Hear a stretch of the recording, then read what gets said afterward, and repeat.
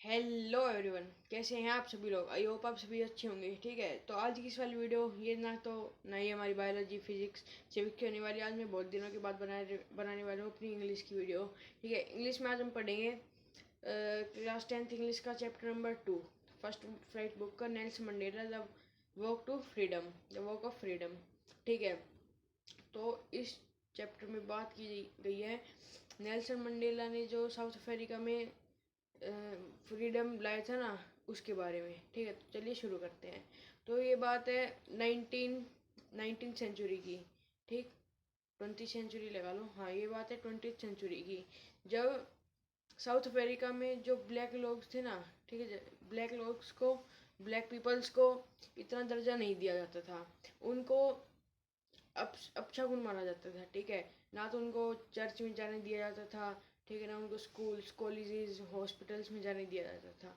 ठीक है, और जो वाइट पीपल्स थे वो वहाँ पर उन्होंने पूरा कब्जा कर लिया था। जैसे इंडिया में वो रुके थे, वहाँ पर वो 150 से 200 साल रुके थे। और उस मतलब वहाँ पर ऐसा सिस्टम हो गया था कि अगर 5 करोड़ वहाँ पर पीपल है ना, तो उनमें से 1.5-2 करोड़ तो हमारे वाइट पीपल हैं।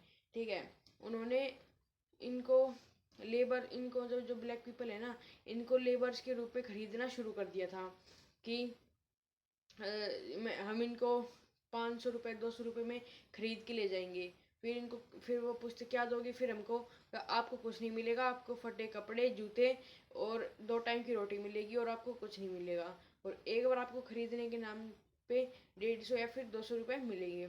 तो तब हमारे नेल्सन मंडेला जी आए और उन्होंने कहा कि ऐसे नहीं चलेगा, हमें फ्रीडम चाहिए। ठीक है, इस बात पे मतलब जो वाइट पीपल्स थे, उन्होंने, वाइट पुलिस थी, उन्होंने नेल्सन मंडेला जी को 27 सालों के लिए जेल में डाल दिया। ठीक है, पर वो जेल में जेल में बैठे बैठे भी पॉलिटिक्स में रहते थे। ठीक है, तो 27 साल के मतलब 27 साल से पहले, ठीक है, 1988 में जब चुनाव हुए तो 44 सीट से ये जीत गए। उनकी साउथ अफ्रीका की एम्बेसीज के हिसाब से जो, तो ये जीत गए। ठीक है, नेल्सन मंडेला जी। फिर 1994 में इनकी स्पीच होनी थी। ठीक है, ये प्रेसिडेंट बन गए थे, तो 1944 में इनकी स्पीच होनी थी। तो जब ये मतलब 1944 10th में 1944 को साउथ अफ्रीका का बहुत ही ज़्यादा मतलब कलर डे था कि आज तो इनकी जीत हो गई और उनकी हार हो गई। पर ऐसा नहीं था। जो वाइट पीपल थे ना, उन्होंने भी इस मतलब इस काम में उनका मतलब उनकी ये की थी, चलो अब हम ये नहीं करेंगे। ठीक है, अब तुम्हारा देश तुम्हारा हुआ। तो फिर 1944 को उनकी नेल्सन मंडेला जी की स्पीच हुई। ठीक है, और जो हमारे ये चैप्टर है ना, ये खुद की मतलब एक होती है बायोग्राफी, एक होती है ऑटोबायोग्राफी। ऑटोबायोग्राफी होती है जो जैसे मेरे बारे में कोई और लिख रहा है, और बायोग्राफी हो रही कि मेरे बारे में मैं खुद लिख रहा हूँ। ठीक है, तो ये फर्क है। और इनका कुछ, एक सेकंड रुको।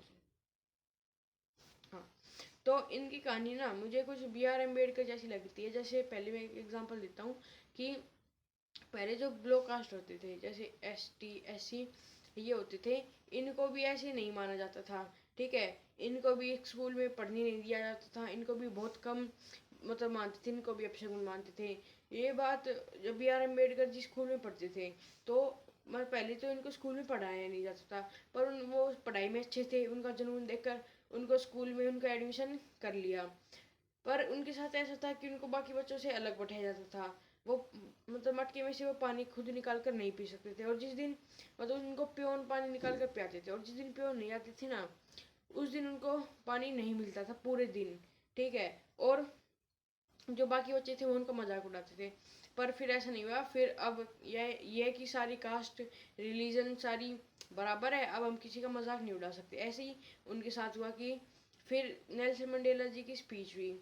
ठीक है, उनसे पहले एक डिप्यूटी प्रेसिडेंट की स्पीच हुई, उन्होंने स्पीच दी। फिर उनके जब नेल्सन मंडेला जी की बारी आई, जब उनके साथ उनकी बेटी जिनेना भी आई।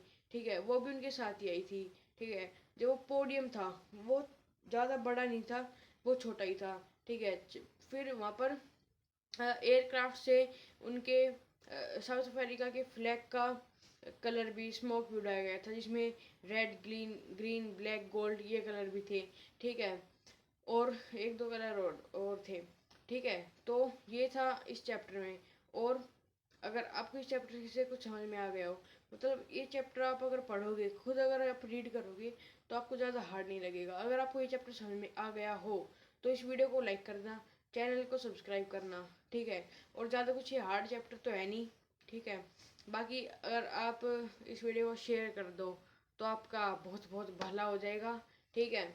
आई नो ये वीडियो मीडियम बनी है, 6 साढ़े 6 मिनट की, पर ये इंग्लिश की वीडियो है, ये इतनी बनेगी। और मैं जब बायोफिजिक्स में बनाता हूँ तो वो 10 मिनट की बन जाती है। तो ठीक है, आई होप आपको ये चैप्टर समझ में आ गया होगा। लास्ट में मैं यही कह रहा हूँ कि वीडियो को लाइक कर देना, चैनल को सब्सक्राइब कर देना। Bye bye.